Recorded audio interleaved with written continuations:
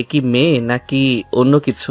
মাশাল্লাহ, আমার সামনে ঠিক পাসপোর্ট 6 ইঞ্চি থেকে 7 ইঞ্চি উচ্চতা হবে এবং গায়ের রং একেবারে দুধে আলতা ফর্সা। দূর থেকে দেখে মনে হচ্ছে 60 কিংবা 65 বড়জোর ওয়েট হবে। একটা মানুষ সব দিক থেকে কিভাবে এতটা পারফেক্ট হতে পারে? আমি ভ্যাবলার মতো তাকিয়ে আছি। তখন মেয়েটা কাছে এসে বলে, এই যে এভাবে তাকিয়ে থেকে কোনো লাভ নেই। ডিরেক্টর অর্থাৎ পরিচালকের কেবিনের রুমটা কোন দিকে জানেন আপনি? প্রত্যুত্তরে কোনো কথা নেই। এভাবেই চলে যাই কিছুক্ষণ।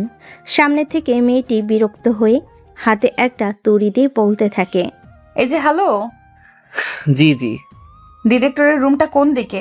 সোজা গিয়ে 3 তলায় চলে যাবেন, একটু ঘুরে ডান সাইডে। ও আচ্ছা, ধন্যবাদ। আমি কোনো কথা না বলে হাঁ করে মেয়েটির দিকে তাকিয়ে আছি। কিছুক্ষণ পরে মেয়েটির চোখের অন্তরালে চলে গেল। আমি তার চলে যাওয়ার দিকে অপলক দৃষ্টিতে তাকিয়ে আছি। এটা কি কোনো মেয়ে নাকি কোনো হুর? একটা মেয়ে কিভাবে এতটা সুন্দর হতে পারে? কি ব্যাপার স্যার, এইদিকে এভাবে তাকিয়ে কি দেখেন? কই না তো, কিছু না। কি আর দেখবো? ও আচ্ছা, 3 নাম্বারের নতুন একটা রুগী আসছে, সম্ভবত অ্যাক্সিডেন্ট করেছে। ওই ওয়ার্ডে রফিক স্যার আপনাকে যেতে বলল। আচ্ছা, আমি ব্যাপারটা দেখছি, তুমি যাও। আচ্ছা ঠিক আছে। তারপরে মিজান সোজা 3 নম্বর ওয়ার্ডে তাড়াহুড়ো করে চলে যায়। সরকারি মেডিকেল হাসপাতালে যে পরিমাণ ভিড় হয় তা কোনো আন্তর্জাতিক খেলার মাঠে দর্শক থেকে কম না। যারা গেছেন তারা জানেন, ভিড়ভাট্টা ঠেলে মিজান তার নির্দিষ্ট কক্ষে পৌঁছাতে সক্ষম হয়। তারপরে সামনে থেকে রোগীটার প্রাথমিক ট্রিটমেন্ট দিয়ে। দেখেন, অ্যাক্সিডেন্টটা মনে হচ্ছে খুব বাজেভাবে হয়েছে। পায়ের একটা হাড় ভেঙে গেছে, দেখেই বোঝা যাচ্ছে। পায়ের নিচের অংশ ঝুলে আছে, মাংসতে আটকে আছে, না হয়ে পা থেকে আলাদা হয়ে যেত। প্রাথমিক যে ট্রিটমেন্ট দেওয়ার দরকার আমি দিয়ে দিছি। দ্রুত রোগীকে অপারেশন করাতে হবে। এখানে কিংবা বাহিরে যেখানে কোরান দ্রুত অপারেশন করান, না হয় রোগী আজীবনের জন্য পা হারাতে পারে। কথাটা শেষ করে 3 নম্বর ওয়ার্ড থেকে বের হয়ে আসে মিজান। স্যার, ডিরেক্টর স্যার সব জুনিয়র সিনিয়র ডক্টরগুলোকে পরিচালক কক্ষে ডাকছে, এমনকি যারা ইন্টার্নি চলমান অবস্থায় নার্স আছে সবাইকে। বুঝলাম না, এখন আবার সবাইকে কেন ডাকবে? তা তো আমি জানি না, আপনাকে খবর দিতে বলল দিলাম। দেখো, ব্যাপারটা হচ্ছে তোমরা অনেকদিন এই কুষ্টিয়া জেনারেল হাসপাতালে নির্দ্বিধায় সাথে দায়িত্ব পালন করছো। এতে আমি অত্যন্ত খুশি এবং আনন্দিত। তোমরা যেভাবে প্রত্যেকটি ইউনিট দায়িত্বটার সাথে দেখে আসছো তা সত্যি আনন্দের বিষয়। কখনো এই বিষয়ে কখনো নেগেটিভ প্রশ্নের সম্মুখীন আমার হতে হয়নি। এর থেকে আনন্দের ব্যাপার হচ্ছে, এই তো আমাদের হাতের বাম দিকে খেয়াল করে দেখতে পারছো, ডাক্তার অনিকা মেডিকেল করে এসেছে লন্ডন থেকে। লন্ডনের বিখ্যাত ইউনিভার্সিটি অফ মেডিকেল কেয়ার থেকে অপারেশন সার্জার হিসেবে পড়াশোনা শেষ করেছে। তারপর লন্ডনের বিখ্যাত ইতিহাস পাতালে তিনি কিছু বছর ডাক্তারি পেশায় নিয়োজিত ছিল। তবে আনন্দের ব্যাপার হচ্ছে, আমাদের এই হাসপাতালে সমাজসেবার কাজে তিনি নিয়োজিত হতে যাচ্ছেন। আমরা সবাই তাকে সব রকম সাহায্য করব এবং বাংলাদেশের সাধারণ মানুষের সুস্থের সুযোগ আরও বেশি করে দিব। তোমরা সবাই তাকে সব রকম সাহায্য করবে। সে কখনো এই হাসপাতালের পরিবেশ অভ্যস্ত নয়, প্রথমে অসুবিধা হতে পারে। সবাই নিজ নিজ জায়গা থেকে সাহায্য করলে এটা ঠিক হয়ে যাবে, আশা করি বুঝতে পারছো। এখন যে যার কাজে চলে যাও। তা ডাক্তার মিজান সাহেব, কিছু কি বলবেন? না স্যার, আমি এমন কিছু বলিনি। ও ভালো কথা। উনি আপনার ইউনিটের সার্জন হিসেবে দায়িত্ব পালন করবেন। আগে আপনি প্রধান ছিলেন, এখন তাকে করানো হলো এবং আপনাকে তার সহকারী হিসেবে নির্বাচিত করা হয়েছে। পৃথিবীতে তো শেখার শেষ নাই। কোন জায়গায় স্টক বলে জিনিস হয় না, একটার পর একটা নতুন কিছু হতেই আছে। তাই আমি তার আন্ডারে থেকে কিছু শেখাকে সৌভাগ্য মনে করব। আশা করি বুঝতে পারছেন। এর জন্য আপনাকে এত ভালো লাগে। একেবারে নিরস্ত্র একজন মানুষ। আচ্ছা, আপনারা যান যে যার কাজে। তারপরে যে যার নির্ধারিত কাজে চলে যায়। মিজানও বিড়বিড় করতে করতে নিজের কেবিনে চলে যায়। নিজের কেবিনে যেতেই গা চেয়ারে এলিয়ে দিয়ে বসে পড়েন। লে হালুয়া, মেয়েটা কি পাগল? বলতেছি আমি তোমাকে কিউটের ডিব্বা এটা ওইটা কেন বলতে যাব? আপনি এত ভালো বাংলা কিভাবে শিখলেন? আপনি না বাইরে পড়ালেখা করেছেন? আমি তো ইন্টার লেভেল পর্যন্ত এখানে পড়ালেখা করেছি। কেন? না মানে স্যার, সরি ম্যাডাম হবে।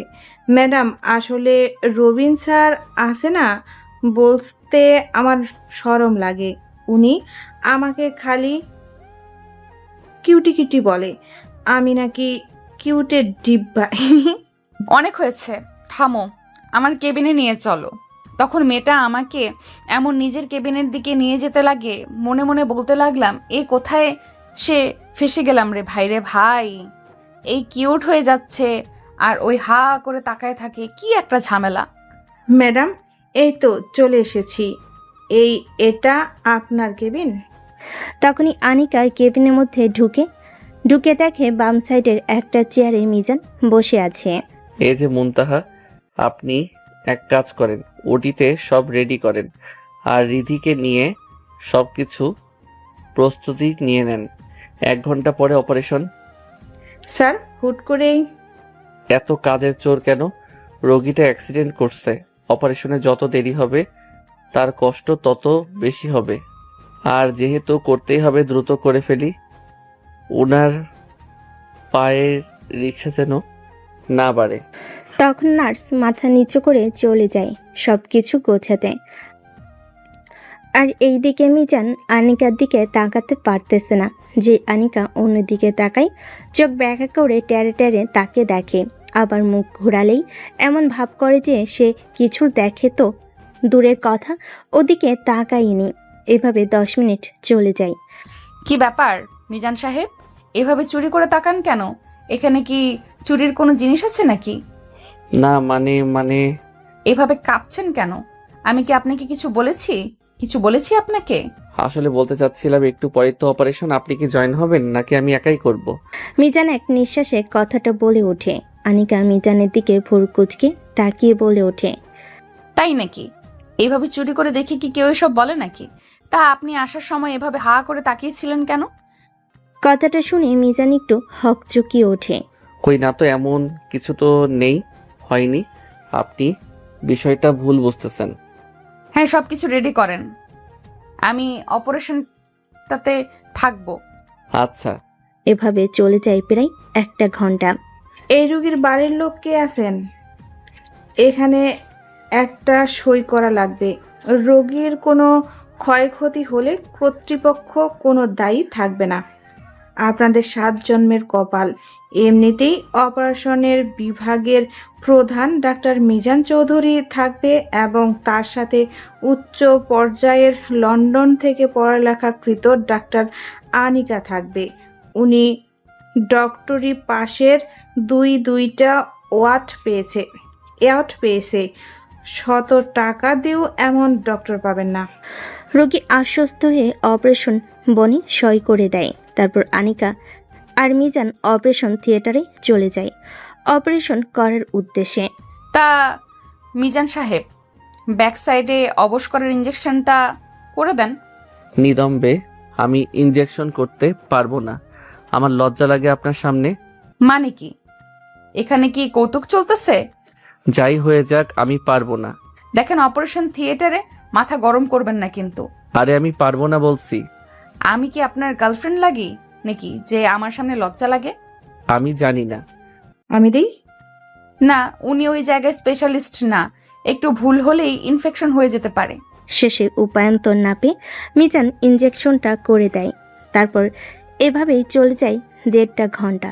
1.5 ঘন্টা পর অপারেশন ভালোই শেষ করে তারা অপারেশন শেষ করে ওটি থেকে বের হয়ে নিজেদের কেবিনে চলে যায়।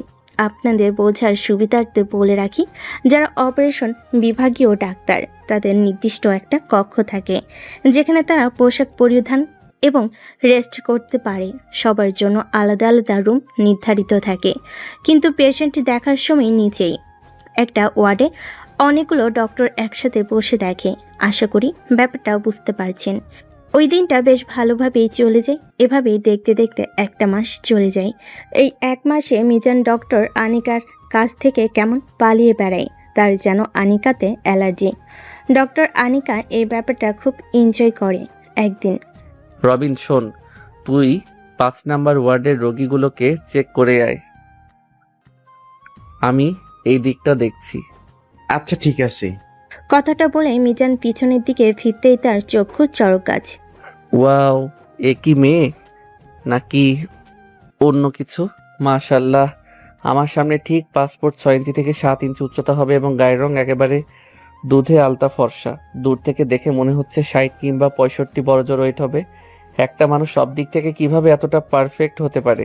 আমি ভ্যাবলার মতো তাকিয়ে আছি, তখন মেয়েটা কাছে এসে বলে, এই যে এইভাবে তাকিয়ে থেকে কোনো লাভ নেই। ডিরেক্টর অর্থাৎ পরিচালকের কেবিনের রুমটা কোন দিকে জানেন আপনি? প্রতি উত্তরের কোনো কথা নেই। এভাবে চলে যায় কিছুদিন। সামনে থেকে মেয়েটি বিরক্ত হয়, হাতে একটা তুড়ি দিয়ে বলতে থাকে, এই যে হ্যালো, জি জি। ডিরেক্টরের রুমটা কোন দিকে? সোজা গিয়ে 3 তলায় চলে যাবেন, একটু ঘুরে ডান সাইডে। ও আচ্ছা, ধন্যবাদ। আমি কোনো কথা না বলে হা করে মেয়েটির দিকে তাকিয়ে আছি। কিছুক্ষণ পরে মেয়েটি চোখের অন্তরালে চলে গেল। আমি তার চলে যাওয়ার দিকে অপলক দৃষ্টিতে তাকিয়ে আছি। এটা কি কোনো মেয়ে নাকি হুর? একটা মেয়ে কিভাবে এতটা সুন্দর হতে পারে? কি ব্যাপার স্যার, এইদিকে এভাবে তাকিয়ে কি দেখেন? কই না তো, কিছু না। কি আর দেখবো? ও আচ্ছা, 3 নাম্বারের নতুন একটা রোগী আসছে, সম্ভবত অ্যাক্সিডেন্ট করেছে। ওই ওয়ার্ডে রফিক স্যার আপনাকে যেতে বলল। আচ্ছা, আমি ব্যাপারটা দেখছি, তুমি যাও। তারপর মিজান সোজা 3 নাম্বার ওয়ার্ডে তাড়াহুড়ো করে চলে যায়। সরকারি মেডিকেল হাসপাতালে যে পরিমাণ ভিড় হয় তা কোনো আন্তর্জাতিক খেলার মাঠের দর্শক থেকে কম নয়। যারা গেছেন তার জানেন। ভিড় ভাট্টা ঠেলে মিজান তার নির্দিষ্ট কক্ষে পৌঁছাতে সক্ষম হয়। তারপরে সামনে থেকে রোগীটার প্রাথমিক ট্রিটমেন্ট দেয়। দেখেন, অ্যাক্সিডেন্টটা মনে হচ্ছে খুব বাজেভাবে হয়েছে। পায়ের একটা হাড় ভেঙে গেছে, দেখেই বোঝা যাচ্ছে পায়ের নিচের অংশ ঝুলে আছে, মাংসতে আটকে আছে, না হয় পা থেকে আলাদা হয়ে যেত। প্রাথমিক যে ট্রিটমেন্ট দেওয়ার দরকার আমি দিয়ে দিচ্ছি। দ্রুত রোগীকে অপারেশন করাতে হবে, এখানে কিংবা বাহিরে যেখানে করান দ্রুত অপারেশন করান, না হয় রোগী আজীবনের জন্য পা হারাতে পারে। কথাটা শেষ করে 3 নাম্বার ওয়ার্ড থেকে বের হয়ে আসে মিজান। বুঝলাম না, এখন আবার সবাইকে কেন ডাকবে? কি রে, তোর কাহিনীটা তো বুঝলাম না। তুই অনিকা ম্যাডামকে দেখলে এরকম পালিয়ে বেড়াস কেন? কই না তো। থাক, এত আর সাধু সাজা লাগবে না। আরে ভাই, ওর সামনে গেলেই আমার কেমন হার্টবিট বেড়ে যায়, বুকের মধ্যে ধক ধক করে, কেমন যেন শরীরটা অসাড় হয়ে যায়, মাথা কাজ করে না, কি দিয়ে কি করব কিছু বুঝতে পারতেছি না, ওর চোখের দিকে তাকাতে পারি না। আরে মিজান, তুই আবার বাচ্চা হলি নাকি? ছোটবেলার প্রেমে পড়লে এরকম হতো। মায়াটার দিকে তাকায় দেখলাম না, লজ্জায় ওরে আমার লজ্জাবতী বধূ, লজ্জাবতী রে। তুই আমার এই খারাপ অবস্থা দেখে মজা নিচ্ছিস? আরে না, আমি কি মজা নিতে পারি? হাজার হলে 10টা না 5টা না, একটা মাত্র বন্ধু আমার। কি করব বলতো? ম্যাডাম রে গিয়ে বলে দে। বাইরে ভাই, মুখটা দেখতে যতটা মায়াবী, ভিতরটা অ্যাটম বোম, একটা কটকটি টাইপের বোম রে। এতটা অহংকারী রাগী একটা মানুষ কি করে হতে পারে? শুধু কি তোর কাছে রাগী বা অহংকারী মনে হয়? বুঝলাম না হঠাৎ এই প্রশ্ন। না, আমার কাছে এখনো এমন মনে হয় নাই। ম্যাডামের ব্যবহারটাই অত্যন্ত ভদ্র এবং নর্ম টাইপের। তাহলে কটকটিটা আমার সাথে এমন করে কেন? তুই কি করবি? ম্যাডামের চোখে মনে হয় তুই কুদরতিতে পড়ে গেছিস। যত সব কথাবার্তা বলবি না, নাকে ঘুষি বেড়ে না করে দিব। তুমি বোঝাচ্ছি কি আর তুই বুঝছিস কি? বল, ওরে দেখলে আমার হার্টবিট দক দক করে, ধপ ধপ। নরম কর। করতে রবিনের নিচের 2 হাত দিয়ে 2 গালে ঠাস করে থাপ্পড় লাগিয়ে দেয়। বন্ধু, এটা হলো নাইজেরিয়ান থাপ্পড়, কেমন লাগলো? রোগীর খেতায় আগুন। কথা ঘোরানোর চেষ্টাই করবি না। আমার ভালোবাসার যদি তুই সাহায্য না করিস, তোর ভালোবাসা আমি পেট্রোল ঢেলে আগুন ধরিয়ে দিব। বন্ধুরে, এখনো বিয়ে করিনি, সবেমাত্র সুখের সংসার শুরু হয়েছে। এভাবে তুই আগুন ধরায় দিস না। আমার সংসারে সাহায্য না করলে তোমার সংসার আমি করতে দেব না, সোনা। আরে যে পরিমাণ রাগি রে ভাই, বলতে গেলে জুতা দিয়ে মারবে। ডক্টর হয়ে এখন জুতার বাড়ি খাইতে পারবো না। কে যেন একটু আগে বলছিল অনেক নরম ভদ্র আরো কত কি। আর তোরে রাগানোর জন্য বলছিলাম, কিন্তু বাস্তবতা প্রথমে যেমন দেখানো ধুরু দেখায় গেল তেমন না। আমি এত কোনো কথা জানি না। তুই যদি না সাহায্য করছিস আজ, তাহলে আমাকে দেখিস আজকে যদি তোর মেডিকেল লাইফের প্রিয়াঙ্কার কথা যদি না বলে দিছি, তাহলে তোমার নার্সকে তাহলে দেখে নিও। প্রিয়াঙ্কারে চিনলাম না, সরি, রং নম্বর। 0179528 রাইট নাম্বার। ওইটাই তোমার এক ছিল, যার সাথে তুই সারাক্ষণ চিপায় আটকে থাকতে। আমি শুধু গিয়ে মিষ্টি করে বলবো, ওগো ললনা, তুমি কি জানো তোমার প্রাণের প্রিয় রবিন ছলনা অন্য মেয়ের লগে আগে চিগায় খলনা করতো। মাপ চাই ভাই, কে বলছে সাহায্য করবো না? আমি করব, আমার 14 গোষ্ঠী করবি, এমনকি আমার বাপেও করবি। দিব আমার বাপরে কল। এই না হয় আমার বন্ধু, তোকে নিয়ে আমি গর্ভবতী। ধুরো, গর্ভবত করি। আর কথা বলিস না রে, তোকে গর্ভবতী হওয়া লাগবে না। তোর কথা শুনে আমাকে গর্ভবতী করে ফেলেছিস। না বন্ধু, এমন হয় নাকি? চল তো অপারেশন করে দেখি কয়টা বেবি আছে। হারামি দেখছিস রে, তোর মতো ককটেল হারামি জীবনে দেখি নাই। এই দেখ, এটা আমার পিছন সাইড, এইটা আমার সামনে, এইটা আমার মুখ, আর এই দুইটা আমার হাত। এই যে নাকটা, দুইটা চোখও আছে দেখছি।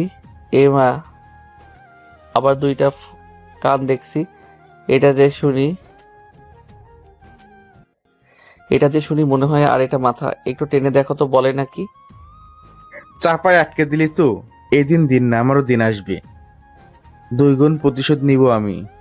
যথাজ্ঞা মেরি পিয়া রাখা বন্ধু, আমার সংসারটা তুমি শুরু করতে দাও।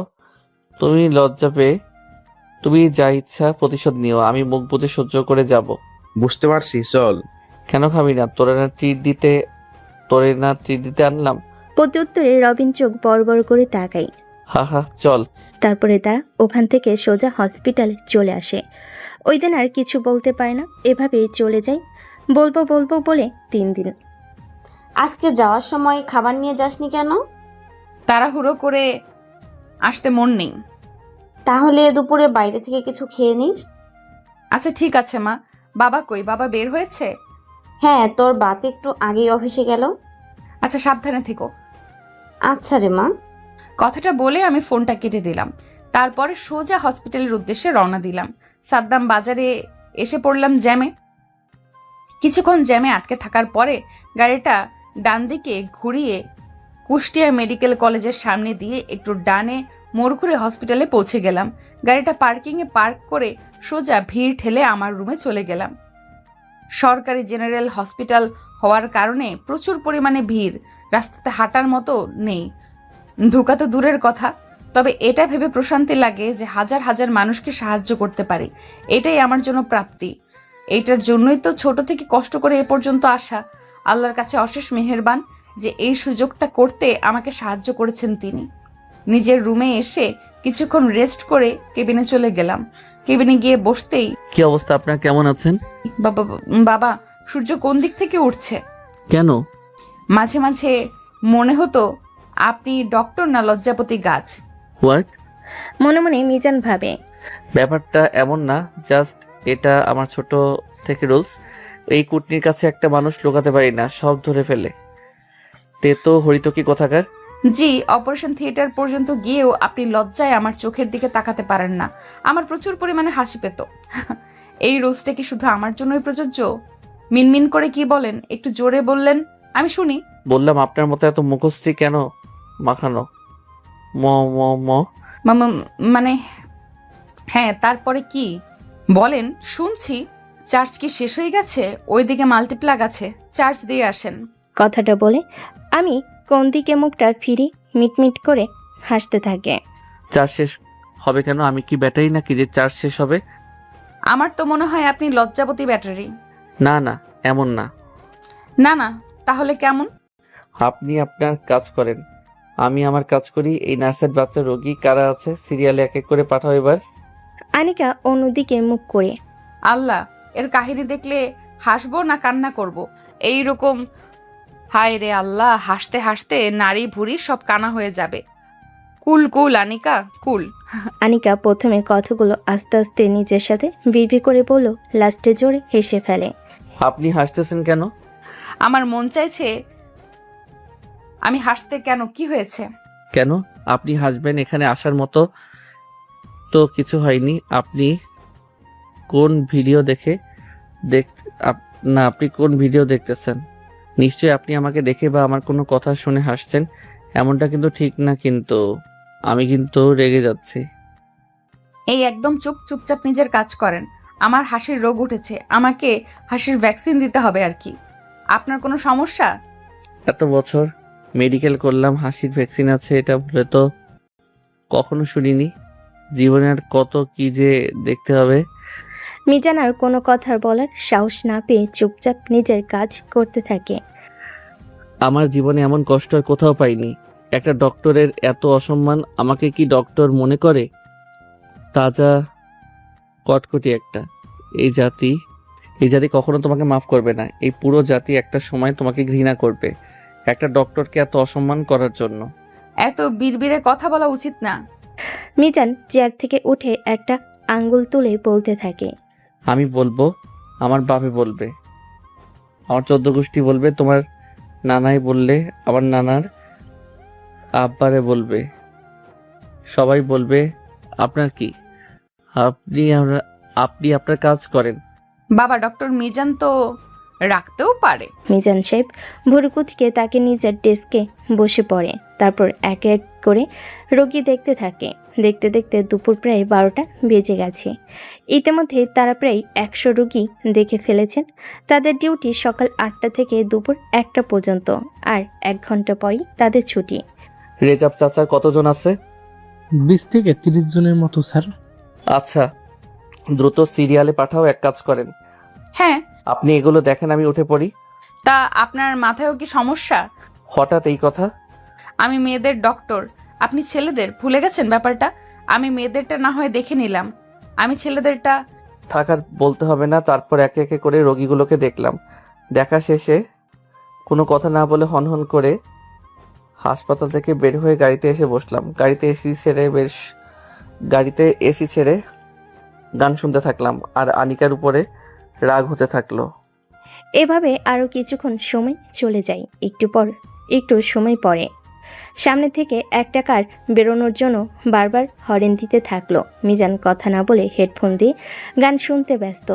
একটু পর সামনে থেকে গাড়িতে এসে মিজানের গাড়িতে ঠাস করে একটা ধাক্কা মেরে মাথা দিয়ে, হে কে রে, কার এত বড় সাহস? আমি হাতের বোতাম খুলে শার্টের হাতাটা একটু উপরে তুলে বাহিরে বের হয়ে বলতে লাগলাম, আয়, কত বড় সাহস এবার আমাকে ধাক্কা দিয়ে দেখা। একটু পর গাড়ি থেকে যে মেয়েটি বের হয়ে আসলো তার জন্য মিজান মোটো প্রস্তুত ছিল না। আপনি এখানে কি করেন? এখানে গাড়ি চালিয়ে বাড়িতে যাব। আপনি তো বের হতে দিচ্ছেন না, গাড়িতে রাস্তা আটকে রাখছেন। সাইরেন দিবেন না? 5 মিনিট ধরে এটা করছিলাম, শুনছিলাম না দেখে একটা ধাক্কা দিছি। আপনার বিষয়ে অনেক সুনাম শুনেছি, আপনি অনেক দক্ষ একটি ডক্টর, অনেক নম্র ভদ্র ভালো একটা মানুষ। তবে আমার ক্ষেত্রে তো একদম কার্যকর হচ্ছে না। কেমন করে হবে? আপনি তো সব এমন করছেন, আমি করছি, আপনি করছেন। এমা, আমি আবার কি করলাম? তখনই দমকে একটা বাতাস এসে আনিকার পরে থাকা 3 পিসের উপরে ওনাটা উড়ে গিয়ে মিজানের মাথায় পড়ে, আর মাথায় বেঁধে ওনার 2 মাথা উঠতে থাকে। সাদা সিল্কের ওনা 2 দিকে উঠতে থাকে 2 মাথা। একটু পর এসে আনিকা ওনাটা মিজানের মাথা থেকে নামিয়ে যেই নিতে যাবে, তখনই চোখ দুজনে কাছাকাছি হয়ে যায়। একে অপরের চোখের দিকে একে অপরে অপলক দৃষ্টিতে তাকিয়ে আছে। রাগী ম্যাডাম তার বন্ধুর সাথে পাবলিক প্লেসে এমন রোমান্টিক সিন করবে না। সবাই ফ্রিতে সিনেমা দেখবি। কথাটা শুনে সবাই হকচকিয়ে যায়। বুঝছি।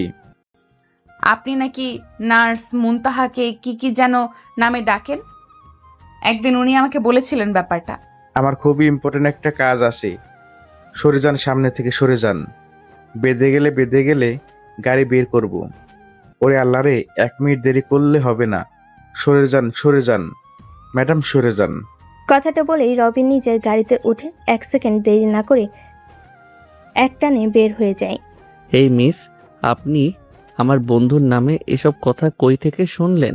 সোজা আঙুলটা নামিয়ে কথা বলুন, না হয় ওটা ভেঙে যেতে পারে, পরে বিয়ে হবে না। আমার বিয়ের খেতায় আগুন, ওইসব পরের ব্যাপার। আগে বলুন এসব কথা কই থেকে শুনলেন? স্বপ্ন দেখছি। ফাইজলামো করেন?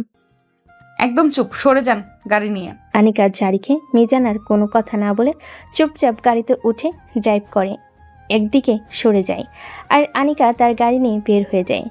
এই মেয়েটা তোমাকে পাগল করে দিবে, ওর ব্যবস্থা আমি করব। কিন্তু কেমনে করব রে ভাই? ওর সামনে গেলে বুকের মধ্যে লাফালাফি শুরু করে দেয়।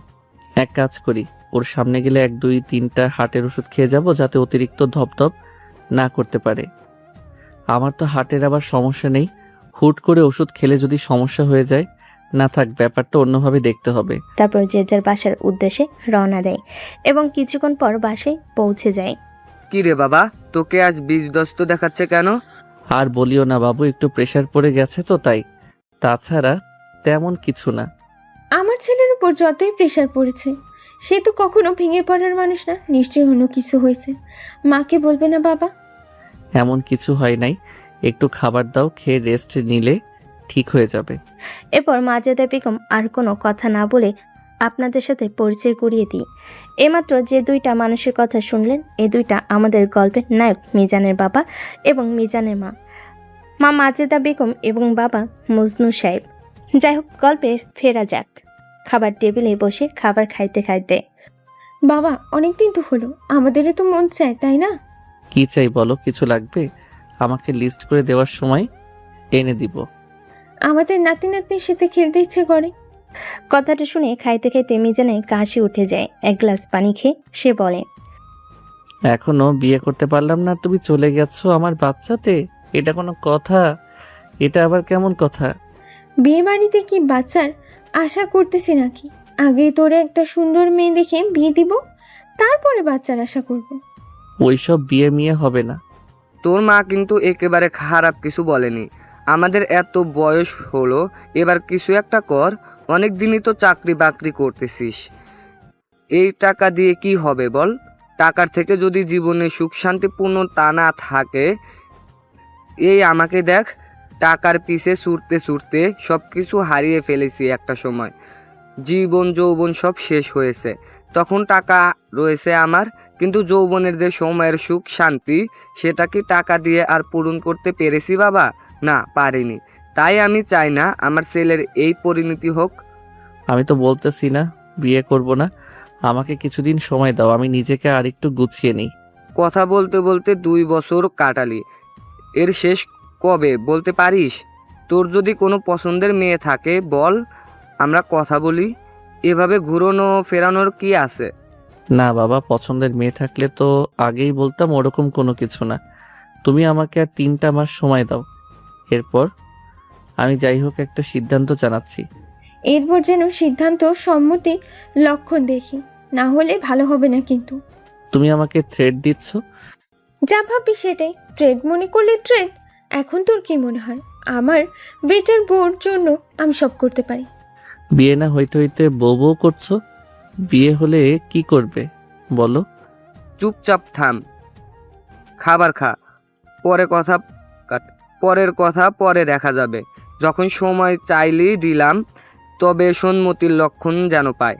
তারপর সে খাবার খেয়ে ঘুমাতে যায়। পরের দিন যৌথ নিয়মে সে হাসপাতালের উদ্দেশ্যে রওনা দেয়। হাসপাতাল পৌঁছে নিজের রুমে গিয়ে একটু রেস্ট করে কেবিনে চলে যায়। একটু পর আস্তে আস্তে সবাই আসে। এরই মাঝে হুট করে, এ কি স্যার, আপনি এই ওয়ার্ডে? আপনার কি কেবিন চেঞ্জ হলো? না, তেমন কিছু না, একটু কাজ আছে। তাড়াহুড়া করিয়েন না, সবাই সিরিয়াল দেন। নার্স ওইদিকে সাধারণ পাবলিকের সিরিয়াল ঠিক করতে ব্যস্ত হয়ে যায়। এইদিকে রবিনের এই সময় ওয়ার্ডে আসা দেখে মিজান অনেকটা অবাক হয়ে যায়। সে তার দিকে পুরো কুচকে তাকায়। কি ব্যাপার, রবিন সাহেব এখানে? আপনার সাথে কিছু কথা ছিল। খুব গুরুত্বপূর্ণ কথা নাকি হঠাৎ এই রুমে? আসলে একটু গুরুত্বপূর্ণ। ও আচ্ছা, বলে ফেলেন। কথাটা হচ্ছে ম্যাডাম, আমার বন্ধু আছে না, বুঝলে আসলে সে আপনাকে খুব পছন্দ করে, ভালোবাসে। অনেকদিন ধরে বলবো বলবো করে বলতে পারিনি। আপনি যদি তাকে থামেন আপনি, সেই বন্ধুটা কে? আসে একজন, মানে তা তো বুঝলাম, কেউ আছে, বলবেন সে বন্ধুটা কে? অন্যদিকে মিজান তার ইশারা করে বোঝানোর চেষ্টা করে যেন তার কথা না বলে। একদম আমার কথা বলবি না। বলতে বলছি। ও আচ্ছা, এই ব্যাপার। আপনি একজন অনার্ড ডক্টর, তাই থাপ্পড়টা দিলাম না। ব্যাপারটা খারাপ দেখা যায়। এটা প্রথম এবং শেষ। এরপরে যেন এমন কথা না শুনি। আপনি এবার থামবেন না, আমি খারাপ ব্যবহার করব। আম্মু তুমি এখানে? হ্যাঁ রে মা, বাসায় অনেক জেদ ধরছিলাম, তাই ওকে আর বাসায় রাখতে পারলাম না। এখানে তাই মাটা আমার। তা কত মিস করছিলে, তাই নাকি? চলো তাদের সাথে পরিচয় করিয়ে দিই। অনিকা উঠে গিয়ে মিজানের কেবিনের সামনে দাঁড়ায়। ডক্টর মিজান সাহেব, হ্যাঁ। মুখটা বন্ধ করেন, মশা ঢুকে যাবে। এটা আমার মেয়ে প্রিয়া। অসম্ভব, ইম্পসিবল। কিভাবে, কি, কখন? আজ থেকে 2 বছর আগে। এটাই পসিবল। আপনাকে তো দেখলে বোঝা যায় না আপনি বিবাহিত। চোখের সামনে অনেক কিছুই বোঝা যায় না, কিন্তু বাস্তবে তো সত্য সত্যই হয়। আপনারা এত লেখাপড়া করে এই পর্যন্ত আসছেন, এত কিছু সাধারণ নলেজ নেই। এতটুকু সাধারণ নলেজ নেই, বিয়ে না করলে বাচ্চা কই থেকে আসবে আমার? আসলে ব্যাপারটা এমন না বাবারা, ব্যাপারটা হচ্ছে আম্মু থামো তুমি, এনাদের মাথায় সমস্যা। মা মিজান আর কোনো কথা না বলে চুপচাপ কেবিন থেকে বেরিয়ে বাইরে চলে আসে। পাশাপাশি রবিনও। স্যার ওটিতে ইমার্জেন্সি রোগী এসেছে। ম্যাডাম আসে, তাকে দিয়ে সব দেখতে বলো। অতি উত্তরে নার্স আর কোনো কথা বলে না। দুজন হাসপাতাল থেকে বের হয়ে একটু হেঁটে সামনে মেডিকেল কলেজের ভিতর ঢুকে একটা লিচু গাছের নিচে বসে পড়ে। কিরে, এত তাড়াহুড়া কিসের? কেউ আসে? প্রত্যুত্তরে রবিনের দিকে চোখ বড় বড় করে তাকালো মিজান। সমস্যা কি দেখবি? এমন মারা মাইট দিব রে, কাউরে দেখাতে পারবি না। এত বছর পর কাউরে মনে ধরলো, আর এইভাবে মনটা ভেঙে গেল। মন খারাপ করে লাভ আছে? বউয়ের সাথে বাচ্চা ফ্রি। আমার হাতে কি তুই মাইর খাবি? দেশে কি মেয়ের অভাব পড়ছে? একটা গেলে হাজারটা আসে, তার জন্য এরকম করতে হবে? মাইয়া নাই রে, একতরফা হোক বা দুই তরফা। কিছু কিছু মানুষ তাদের জীবনের ভালোবাসা পাল্টাতে পারে না, অন্যদের মতো একটার পরে আরেকটা ভালোবাসতে পারে না। একটা ছেলে কখনো আমি তার প্রথম ভালোবাসাকে বলতে পারে না রে, আর আমি ওর মায়ায় আটকে গেছি। এটা কিভাবে ভুলবো বল? আমার মাথায় ট্রাফিক জ্যাম লেগে যাচ্ছে। এমন তো হতে পারে যে সে ইচ্ছা করে এমন করলো, তুই অনিকাকে ভালোবাসিস বলে সে ভুল বুঝলো। আরে গর্ধব কোথাকার, আমার কথা তারে কখন বলছিস? কেন, একটু আগে? এর আগে কি সে জানতো এই কথা? না তো, কেন? তার মেয়ে আসলো কখন? এই কথা বলার 5-10 মিনিট এমন হবে। দেখ, জিনিসটা বোঝার চেষ্টা কর। ওই মেয়ের কথাবার্তা দেখে কখনো মনে হয় নাই যে অভিনয়। ছোট বাচ্চা।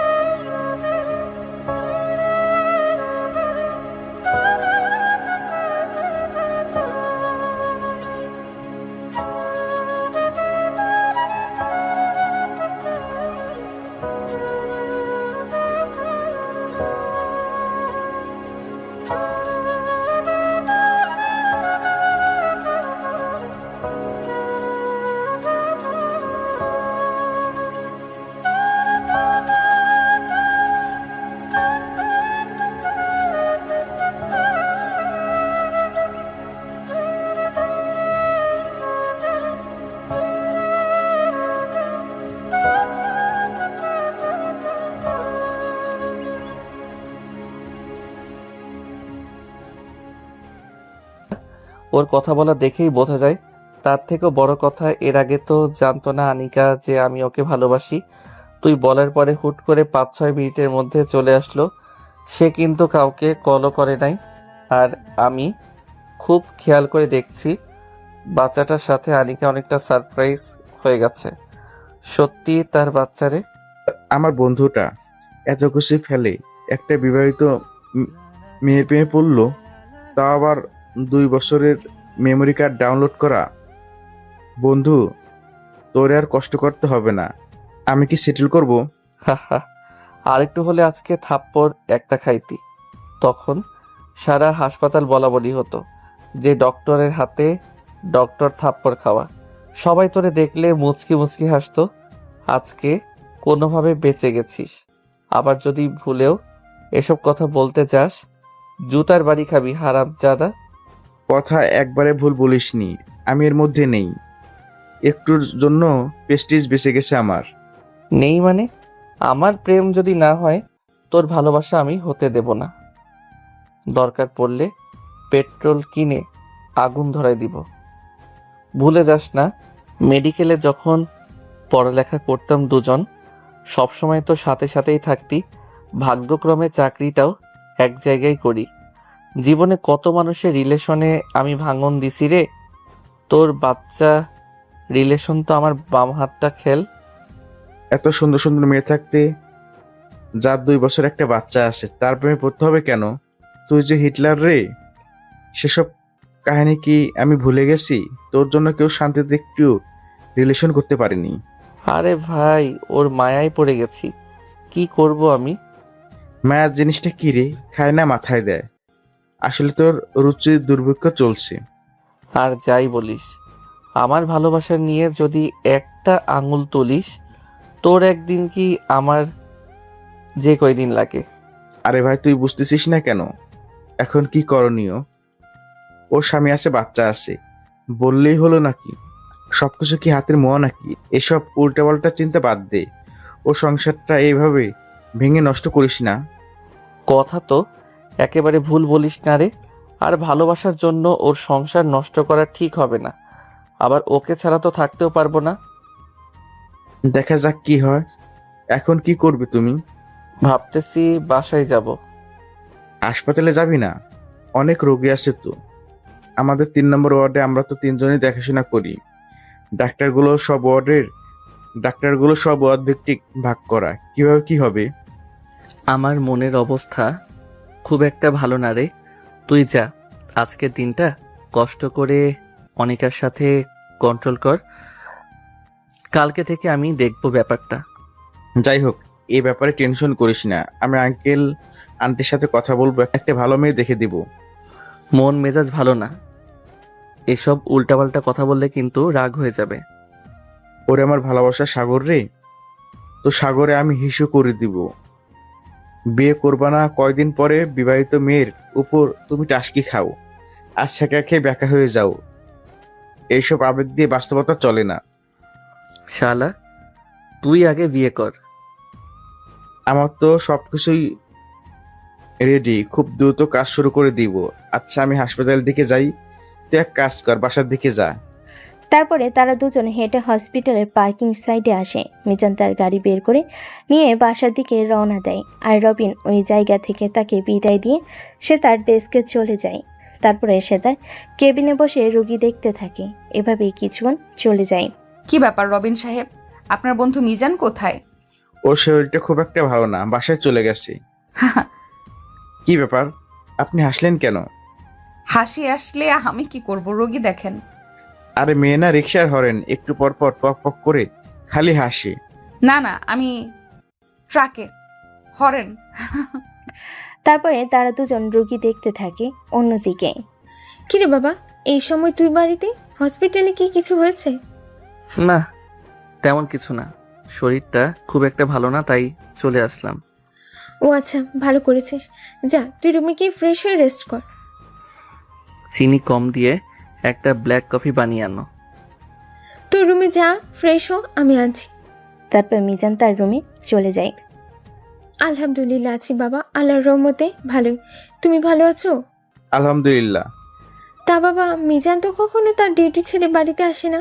ওর কি কিছু হয়েছে? এরকম বিধ্বস্তভাবে কখনো তো বাড়িতে আসতে দেখিনি। না না আন্টি, চিন্তা করবেন না। ওর শরীরটা খুব একটা ভালো না, কেমন যেন ক্লান্ত লাগছে, তাই বাড়িতে চলে গেছে। এই দিকটা আমি দেখছি, সামলে নিব, আপনি চিন্তা করবেন না। আচ্ছা বাবা, তাহলে রাখি, ভালো থেকো। আচ্ছা ঠিক আছে। কি ব্যাপার, আপনি এভাবে টেরে টেরে কি শুনছেন কান লাগাইয়া? কই না তো, ওই শুনলাম আপনার বন্ধু নাকি বিধ্বস্ত। কেন, আপনার খুব মজা লাগতেছে? এতদিন জানতাম আপনি সার্জন হিসেবে ভালো, এই যে চুরি করে মানুষের কথাটা শোনা যে আপনি এতটা এক্সপার্ট তা জানতাম না। প্রত্যুত্তরে ভুরুকুচকে দেখে রবিন। এভাবেই চলতে থাকে কিছুদিন। দেখতে দেখতে 7টা দিন চলে যায়। এই 7 দিনে মিজান হাসপাতালে আসেনি। 7 দিন পর হার্ট স্ট্রোক করেছে, ইমার্জেন্সি তার ট্রিটমেন্ট লাগবে। তাড়াতাড়ি সব কিছু রেডি করে আমি আসতেছি। ডক্টর, অনিকা এবং রবিনকে ইনফর্ম করেন ইমার্জেন্সি অপারেশন করা লাগবে, না হয় স্ট্রোক রোগী বাঁচানো যাবে না। তারপর নার্স কথা মতো সব কিছু রেডি করে। যথানিয়মে অপারেশন শুরু হয়ে যায়। আলোর অশেষ রহমতে একটির জন্য রোগীটা বেঁচে যায়। অপারেশন শেষ করে তারা যে যার রুমে গিয়ে ফ্রেশ হয়ে ড্রেস চেঞ্জ করে রোগী দেখার পোশাক পরে তাদের কেবিনে চলে আসে। তা রবিন সাহেব, আপনার বন্ধুকে তো দেখছি না প্রায় 7-8 দিন ধরে। কেন, আপনি জানেন না উনি 2 মাসের ছুটি নিয়েছেন? এত লম্বা ছুটি কিভাবে অ্যালাউ করলো? আসলেও কখনো ছুটি নেয়নি। ছুটি নিতে গেলে সবসময় রিজেক্ট করতো, কিন্তু হুট করে এতদিন পরে যখন বলতেছে, ডিরেক্টর সাহেব আর না করতে পারেননি। ও, হঠাৎ মিজানের কথা বুঝলাম না তো, ভূতের মুখে কি শুনি। আপনি আবার মিস্টিস করছেন না তো? What the hell you are, আপনার মাথা ঠিক আছে? হ্যাঁ, বুঝতে পারছি। একসাথে কাজ করি অনেকদিন ধরে, দেখতেছি যে অ্যাবসেন্ট, তাই জিজ্ঞাসা করলাম নিজের দায়িত্ববোধ থেকে, এর বাইরে কিছু না। ও, তারপর যে যার কাজে লেগে পড়ে। এভাবেই দেখতে দেখতে আরও 1টা মাস চলে যায়। অন্যদিকে কি রে, কি অবস্থা এতদিন পরে? এই তো চলে রে কোনো রকম। তোর কি অবস্থা? বউ বাচ্চা নিয়ে ভালো আছিস রে? বড় তো হয়ে যাচ্ছিস, বিয়ে কবে করবি? এর থেকে বয়স বাড়লে শেষে দেখবি ভালো বউ পাবি না। কেন, তোর শালি আছে না? আসে তো, কেন বিয়ে করবি? চল আজকে আমার শালির তোর সাথে বিয়ে দিয়ে আসি। এই না না, এতদিন দেখতাম যা, কিন্তু তোর ক্ষেত্রে তো উল্টা দেখতেছি। আমাকে তুই বলদ পাইছিস? না না, তুই বলদ হবি কেন? শুনলাম সামনের শনিবারে নাকি রবিন বিয়ে করতেছে, তারই হসপিটালের নার্সকে। এই তো বন্ধু, মেজাজটা খারাপ করে দিলি। এখানে মানুষ মানুষকে বিয়ে করছে, সব কাজই সম্মানের। এখানে কর্মটা না তুললে কি হয় না? দেখা যাচ্ছে সে বড় একটা নামকরা মেয়েকে বিয়ে করছে, দিন শেষে মেয়েটা পরকীয়া করতেছে। তাহলে কি হলো? এর থেকে কি ভালো না একটা মেয়েকে দেখে শুনে চিনে তার চিন্তা ভাবনা কেমন দেখে শুনে বিয়ে করা? আমি যতটুকু জানি রবিন সেটাই করতেছে, এবং তার চিন্তা ভাবনা কি আমি সম্মান করি বন্ধু। ওইভাবে উশৃঙ্খলভাবে বিয়ে করার থেকে এভাবে করাই 1000 গুণ বেটার। ঠিক বলছিস রে। এই বাপের কি আছে, চেহারা কেমন, কি করে, এসব দেখে শুনে বিয়ে করে আমার জীবন শেষ। কিছু হলে বাপের হুমকি দেয়, বাপের বাড়ি চলে যাব, বাপের কমাসে নাকি, তার বাড়ি থেকে নাকি এটা দিচ্ছে ওটা দিচ্ছে, এটা করতে পারবো না, আমি ওটা করতে পারবো না। একটা মানসিক টর্চারের মধ্যে আসি রে ভাই। এই দেখলা তো কি করে? এটা দেখার থেকে একটা ছেলে হোক কিংবা মেয়ে হোক, মানুষ হিসেবে সে কতটা ভালো আমি মনে করি সেটা দেখা সব থেকে গুরুত্বপূর্ণ, এবং সেটাই দেখা উচিত। তোর কথা যদি আমি আগে শুনতাম, তো একটু ভালোভাবে বুঝতে পারতাম বা বোঝার চেষ্টা করতাম, তাহলে আমার জীবন হয়তো এত কষ্টে থাকতো না। যাই হোক, তা বিয়েতে যাবি তো? আরে আমাদের নিজেদের বন্ধু না গেলে কেমন হয়ে যায় না? অবশ্যই যেতে হবে, এবং সব থেকে বেশি এনজয় করতে হবে। হ্যাঁ রে, আমিও শুনলাম কলেজ লাইফে সবাই আসতেছে। হ্যাঁ, বিয়েরও উপলক্ষ হলেও তো সবার সাথে আবার দেখা হবে। তারপরে তারা অনেক সময় আড্ডা দেয়। তারপরে যে যার বাসায় চলে যায়। আসলে কার কতটা টাকা পয়সা আছে, কার পরিবার কেমন, কে দেখতে কালো, কে দেখতে ফর্সা, কে লম্বা বা কে কালো এসব দেখার থেকে ভালো একজন মনের মানুষ দেখে বিয়ে করা সব থেকে গুরুত্বপূর্ণ। বিয়ে দরকার হলে 2 বছর পরে হোক, তারপরও ভালো মানুষের একটা ভালো মনের মানুষকে বিয়ে করা সব থেকে গুরুত্বপূর্ণ। তাহলে বাকিরা জীবন শান্তিময় মনে হবে, আর না হলে সারাটা জীবন বেদনাদায়ক থাকবে। যাই হোক, এভাবে দেখতে দেখতে দিন গড়িয়ে রাত হয়, সন্ধ্যা গড়িয়ে দিন হয়। সময় তার নির্দিষ্ট গতিবিধিতে চলতে থাকে। দেখতে দেখতে তার বিয়ের দিন চলে আসে। কি রে, আজ কতদিন পর সবাই একসাথে? বাবা, সবাই কত হ্যান্ডসাম। সবাই তো প্রায় বিয়ে করে নিয়েছিস। আরে ঢেপসি, বিয়ে করব না। তোর মতো দেবদাস থাকবে সারা জীবন। আমাদের ব্যাচেলার তুই আসিস, আর আমাদের হিরো সাহেব মিজান এবং ওই রবিন মিয়া ছিল। এ তো আজ কাজ সেরে ফেললো। আরে আকাশে রে, আমি ঠুপসি হলে তুই ঠিকই। আরে ভাই, তোর আমার বিয়েতে ঝগড়া করিস না তো। আগে আমাকে বাসঘর পর্যন্ত যেতে দে, তারপর ঝগড়া কেন, মারামারি একটা মার্ডার করে যাস, এতে আমার কোনো আপত্তি নেই। বাসার ঘরের খুব শখ? ও ভালো কথা। এই আপুটাকে এর আগে তো চিনলাম না। তোরে বলছিলাম না, আমাদের হসপিটালের সিনিয়র ডক্টর। আই থিঙ্ক বয়সে না, এক্সপার্টের দিক থেকে আমি মিজান আর উনি একই কেবিনে বসি। ডাক্তার অনিকা চৌধুরী, উনি লন্ডন থেকে পড়াশোনা করে, বাংলাদেশের সাধারণ মানুষের সাহায্য করার জন্য এসেছেন, জয়েন করেছেন। তিনি মানুষ হিসেবে অনেক ভালো এবং ভদ্র। থাক, আর বলতে হবে না। প্রতিদিন মিজানের কাছ থেকে এই বিষয়ে বকবক শুনতে শুনতে ওনার নারী নক্ষত্র সবই জানি।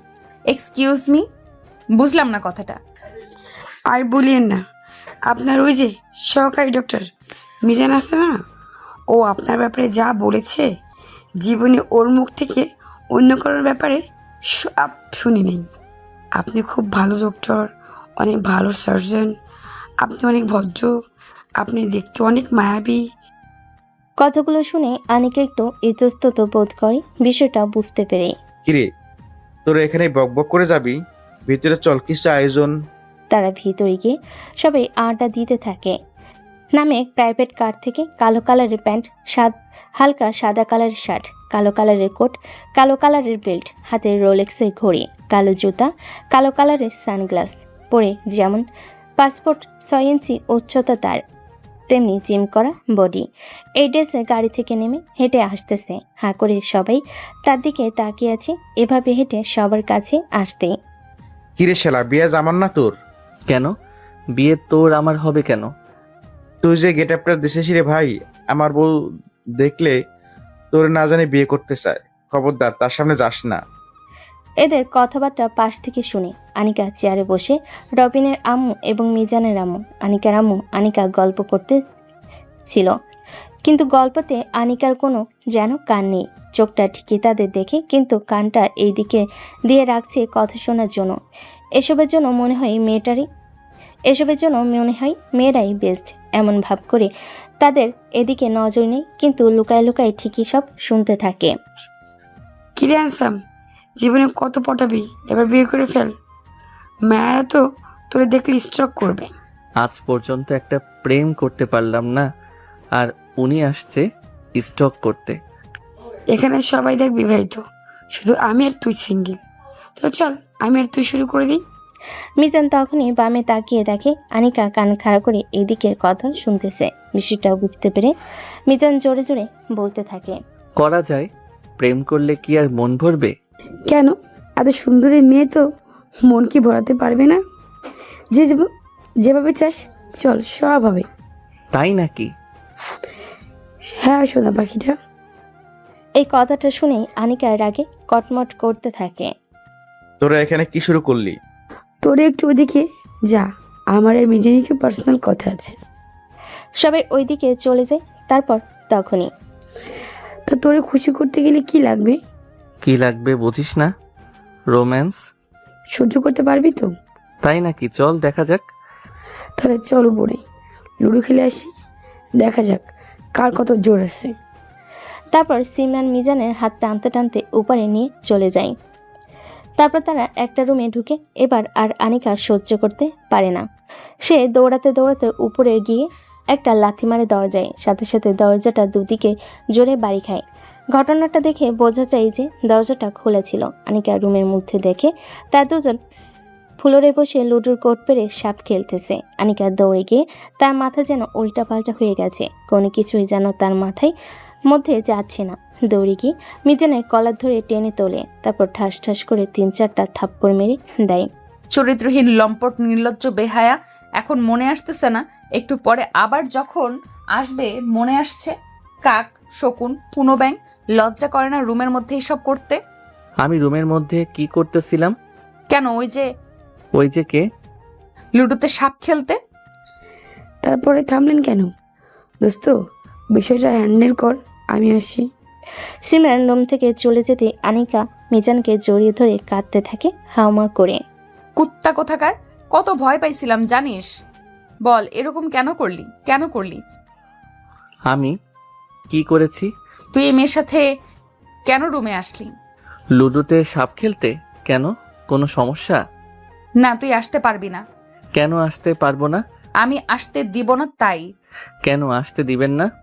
তুই আমার ভবিষ্যৎ জামাই, তাই আসতে দেব না। কেন, তুই কি করবি? আপনার না মেয়ে আছে, স্বামী আছে? ওই দিন না বললেন? মেয়ে আছে তো। আর স্বামী নেই? না, নেই। তাহলে স্বামী বাদে মেয়ে কিভাবে আসলো? উড়ে উড়ে আমার কোলের মধ্যে পড়েছে, আমি কি করব?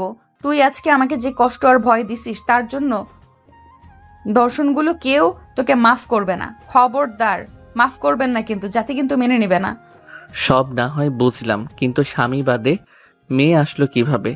ও আমার মেয়ে, কিন্তু রক্তটা আমার বান্ধবীর। যাক, আপনি ভাঙবেন, তবু মচকাবেন না। আজকে ঠিকই ভাঙলেন, আবার মচকালেন। যখন এতই মনে মনে আমাকে পছন্দ করতেন, হসপিটালে সবার সামনে এত বড় বড় ডায়লগ মারতে লজ্জা লাগলো না?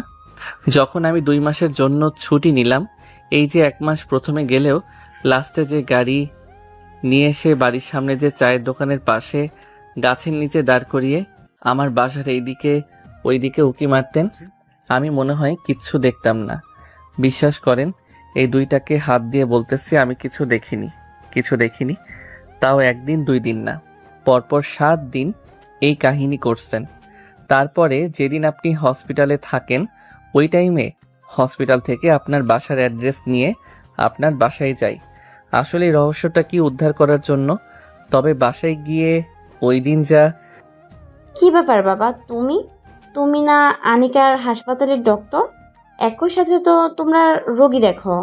জি আন্টি, ঠিকই ধরছেন। যাক, আমাকে মনে রাখছেন, এটাই খুশি হলাম। তা বাইরে দাঁড়িয়ে আছো কেন? ভেতরে এসো। তারপর সে ভিতরে প্রবেশ করতেই, এ কি বাবা, এইসব আনার কি দরকার ছিল? এই ফলগুলো আপনি খাবেন। আরে এত এত চকলেট বাবুটার জন্য। এটা ভালো আঙ্কেল, তুমি চকলেটগুলো নাও। মিজান একটু নিচু হতেই মিজানের গালে 2টা চুমু দিয়ে দেয় বাচ্চারা। তুমি অনেক মিষ্টি মামনি, এবার থেকে যখনই আসবো তোমার জন্য এত এত চকলেট আনবো, কেমন? তোমার সাথে খেলা করব। হ্যাঁ, কথাটা বলে ওকে আমি কোলে তুলে নিলাম। ও আমার কোলে উঠে চকলেট খেতে থাকে। তখনই আমি প্রশ্ন করি, আচ্ছা আন্টি, কিছু গুরুত্বপূর্ণ কথা জানার দরকার ছিল আপনার থেকে। বল বাবা, কি দরকার? মামনি, তুমি চকলেট খেতে খেতে ওই রুমে কার্টুনের সাউন্ড আসতেছে না? কার্টুন দেখতে যাও, আমি আসতেছি। আমি কিন্তু এসে শুনবো কার্টুনে কি হয়েছে। কথাটা বলেই মেয়েটা কার্টুন দেখতে যায়। আন্টি দেখেন প্লিজ, অনুরোধ করে বলছি, আমাকে কিছু লুকাবেন না। এটা জানা আমার খুবই গুরুত্বপূর্ণ। আচ্ছা, আনিকা কি বিবাহিতা? অতি উত্তরে অনেক সময় চুপ। আমি এ ব্যাপারে কিছু বলতে পারবো না বাবা। কথাটা শুনে মিজান তার হাত দিয়ে সোনালী চৌধুরী 2 হাত জড়িয়ে ধরে। প্লিজ লুকাবেন না। তুমি এত করে যেহেতু বলছো, তবে আনিকাকে এ ব্যাপারে কিছু জানাবে না। ও শুনলে খুব রাগ করবে। আসলে ও বিবাহিত না। মানে কি বলছেন আপনি? আপনার মাথা ঠিক আছে? তাহলে ওই মেয়ে? আসলে বাবা, এই এক লম্বা কাহিনী। আমার মেয়েটা একটা বেস্ট ফ্রেন্ড ছিল, মেয়ে তারও কিছুটা আমার মেয়ের নামের নাম সোনালিকা। আমার মেয়ে আর সে একসাথে লন্ডনে লেখাপড়া করত, কিন্তু ও ছিল বিবাহিত। ওর বিয়ের 1 বছর নাই যেতে ওর ঘর আলো করে আসে একটা লাল টুকটুকে মেয়ে। মেয়েটা যখন 1 বছর বয়স, তখনই একদিন আমার মেয়ে সোনালিকা এবং তার হাজবেন্ড গাড়িতে একদিন একটা জায়গায় ঘুরতে যাচ্ছিল। ভালোভাবে জায়গাটা ঘুরে তাদের বাসায় আসতে আসতে অনেক রাত হয়ে যায়। মাঝরাতে গাড়ি ড্রাইভ করে আসতে অবশ্যই গাড়ি চালাচ্ছিল সোনালিকার হাজবেন্ড। কথাটা বলে চুপ হয়ে যায়। আন্টি প্লিজ চুপ থাকবেন না, বলেন প্লিজ। গাড়িটা একটা ভয়াবহ অ্যাক্সিডেন্ট করে সামনে থেকে একটি ড্রাম ট্রাকে মেরে দেয়। আমার মেয়ে আর বাচ্চাটা পেছনে থাকার জন্য তারা বেঁচে যায়, কিন্তু সামনে সোনালিকা এবং তার হাজবেন্ড ট্রাকে সোজাসুজি মারার জন্য তারা ঘটনাস্থলে মারা যায়। আমার মেয়ে এবং ছোট্ট বাচ্চাটাও খুব গুরুতর আহত হয়। বাঁচার সম্ভাবনা আমার মেয়ের অনেক কম ছিল। অ্যাক্সিডেন্টের সময় জানালা দিয়ে বাচ্চাটাকে ছিটকে বাহিরে চলে যায়, তাই বাচ্চাটা শুধু হাতে একটা হাড় ভেঙে যায় আর কিছু অংশ কেটে যায়। তাছাড়া আহামরি খুব বেশি ক্ষতি হয় না। আমার মেয়ের বান্ধবী মানে সোনালিকা মৃত্যুর আগে হাত ধরে অনুরোধ করে যায় যে তারা যদি মারা যায় তাহলে তার মেয়েকে দেখার মতো আর কেউ নেই, আনিকা যেন তার মেয়ের দায়িত্ব নেয়। আসলে সোনালিকা সত্যি অসহায় ছিল। বাড়িতে তাদের শুধু বাবা মা ছিল। বাইরে ডক্টরের ডিগ্রি করতে গেলে 1 বছরের মাথায় মাকে হারায়। তারপরে তার বাবা দেখে শুনে ওখানে একটা বিয়ে দিয়ে দেয় তার বন্ধুর ছেলের সাথে। তার 1.5 বছরের মাথায় তার মায়ের শোকে তার বাবাও চলে যায় একাকিত্ব সহ্য করতে না পেরে। তাই তার মেয়েকে দেখার মতো কেউ নেই। আর আমার মেয়ে ওখানে সোনালিকার ভরসাতেই পড়তে গিয়েছিল। ওখানে আমাদের আপন বলতে তেমন কেউ ছিল না। যত সাহায্য, ভিসা প্রসেস, সকল কিছু সোনালিকা করে দেয়।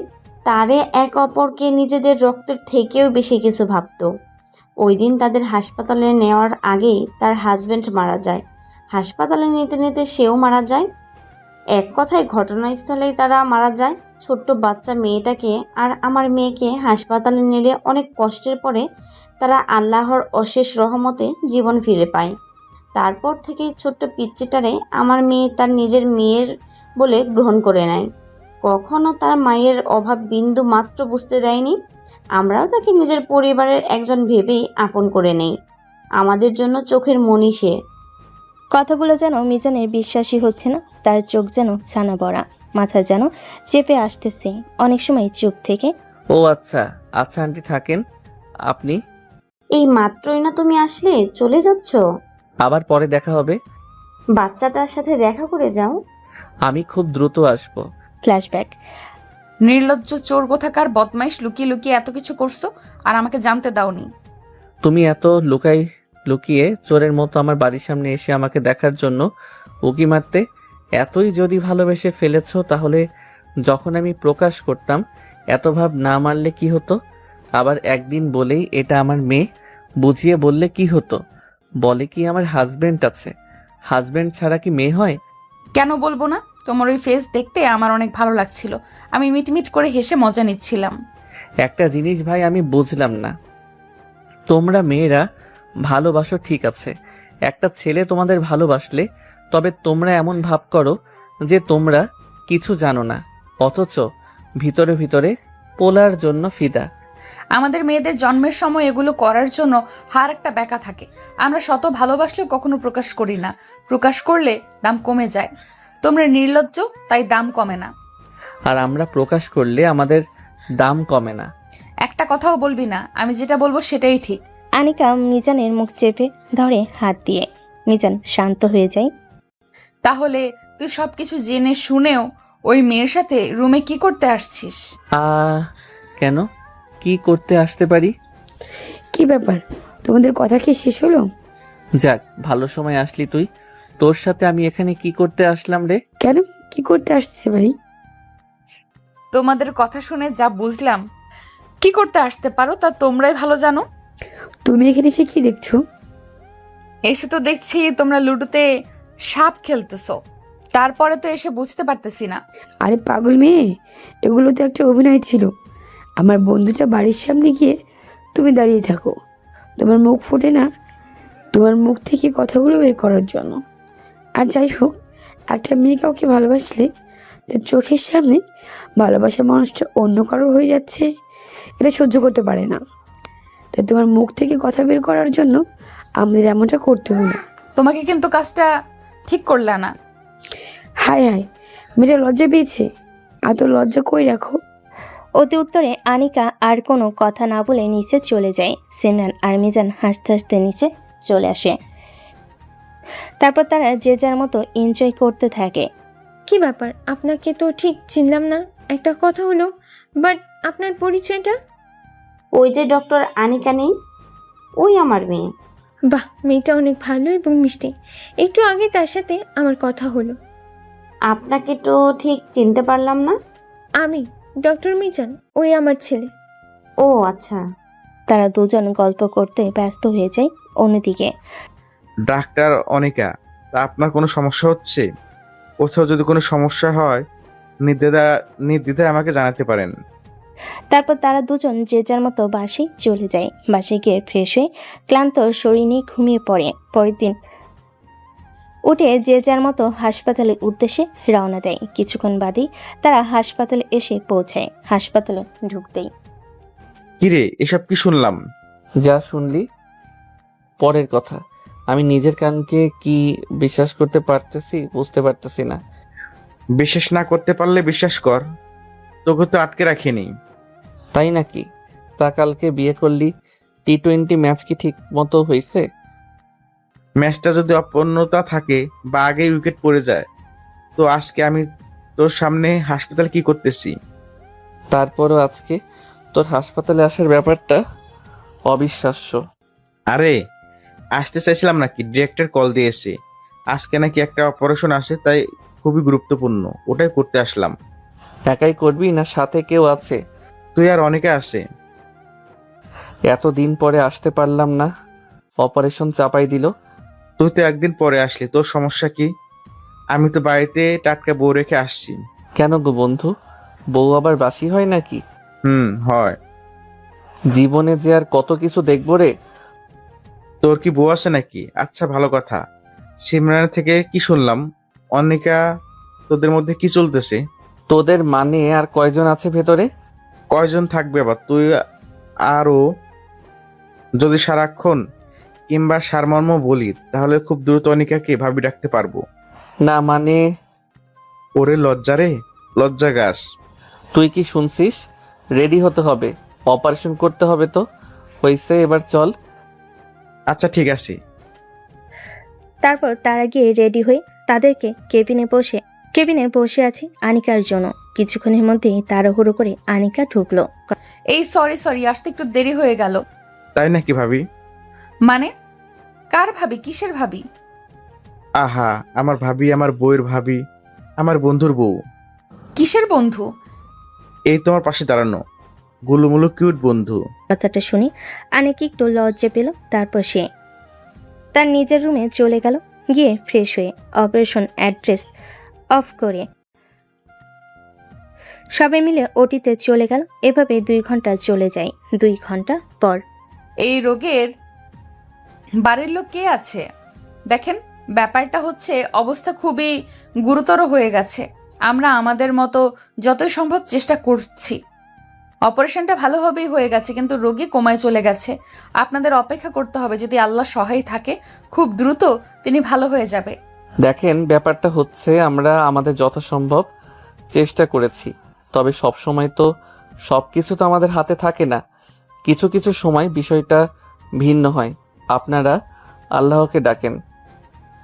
কথাগুলো বলে আনিকা ওখান থেকে চলে যায়। তার পিছনে পিছনে মিজানো, রবিনও।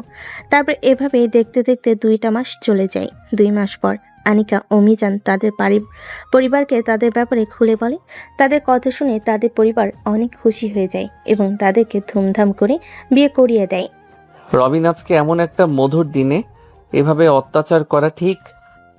আকাশ কি করবে তা তো জানি না, তবে আমার হিসাবটাও পাই নাই, বুঝে দিতে হবে। তোরা তো সবাই হিটলার রে, তাই নাকি?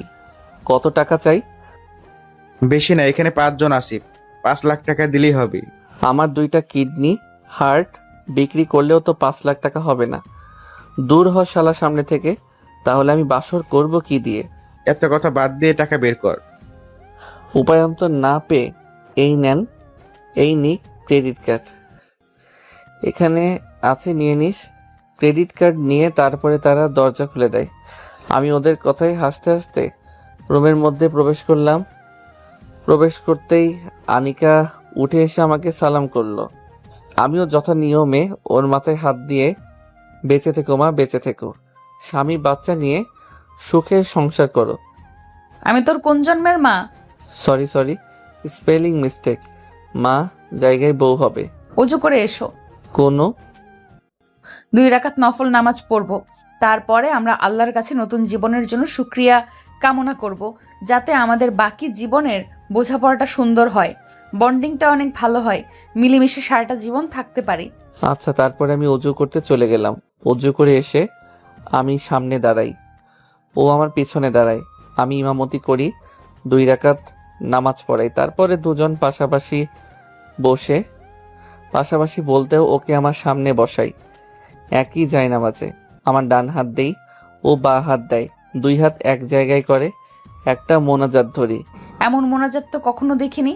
এটা স্বামী স্ত্রীর স্পেশাল মোনাজাত, যা আমাদের রবে সন্তুষ্টির জন্য করা। হে পরম করুণাময় মহান আল্লাহ তাআলা, তুমি অত্যন্ত দয়ালু এবং ক্ষমাশীল। আমরা অত্যন্তই মূর্খ, আমাদের জীবনে অনেক ভুলভ্রান্তি অন্যায় দিয়ে জর্জরিত।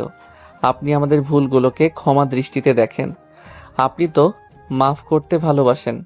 অতএব আমরা আশা করব আপনি আমাদের অতীতের অন্যায় মাফ করে দিবেন এবং আজকে থেকে যে নতুন জীবনের সূচনা শুরু করব, এই জীবনে আপনার রহমত দিয়ে পরিপূর্ণ করে দিয়েন। আমাদের যেন একে অপরের বন্ডিংটা অনেক সুন্দর হয়। আমি যেন দুজন দুজনকে সুন্দরভাবে বোঝাপড়া করতে পারি। আপনি আমাদের সাহায্য করবেন এবং আমাদের মেয়ে যেন আমাদের থেকে কোনো অবহেলার শিকার না হয়, এটা আপনার থেকে আমরা প্রত্যাশা করি। ও যেন কখনো বাবা মায়ের অভাব না বুঝতে পারে আমাদের থেকে। হে মহান করুণাময়, আমরা যেন নিঃস্বার্থভাবে এখন যেভাবে সাধারণ মানুষকে সাহায্য করি, নিজের সর্বোচ্চটা দিয়ে মানুষের পাশে যেন থাকতে পারি। আমাদের প্রতি আপনি রহম করুন। আমাদের অন্তরটা কখনো আপনি কঠিন করিয়েন না। আমাদের অন্তরটা আপনি সুন্দর এবং সুশীল করে দেন। সবশেষ একটাই প্রত্যাশা, আমাদের নতুন জীবনের জন্য আপনা থেকে দোয়া চাই। আশা করি আপনি আপনার সর্বোচ্চটা দিয়ে আমাদের পাশে থাকবেন। আমরা যেন আমাদের সর্বোচ্চটা দিয়ে আপনাকে ভালোবাসতে পারি। আমিন। কি ব্যাপার, এভাবে তাকিয়ে কি দেখো? দেখতেছি আমার জামাইয়ের মনটা কত সুন্দর এবং ভালো। হঠাৎ এইভাবে? জি স্যার, যে মানুষটা আল্লাহকে এইভাবে খুশি করতে পারে, এত সুন্দরভাবে সকল কিছু বলে মানাতে পারে, আমি বিশ্বাস করি তার মনটা অত্যন্ত সুন্দর। তেমন কিছু না তো, আর কি করা? পিচ্চি বুড়িটা কই? ওর নানুর সাথে ওই রুমে। আমাদের রুমে রাখতে পারলে না? ওই রুমে কেন? আমাদের রুমে রাখলে কিভাবে হয়? মানে এখানে আবার কি হবে যে ওকে রাখা যাবে না? ওরে বাবারে, কাঁচা খোকা, কিচ্ছু বোঝে না। কি হয় দেখবা। আনিকা মিজানের সামনে এসে ঠোঁটের সাথে ঠোঁট মিলিয়ে দেয়। চিরন্তন সুখেরা আশার সাগরে ভাসতে থাকে। আর এদিকে আমাদের গল্পটাও শেষের পথে।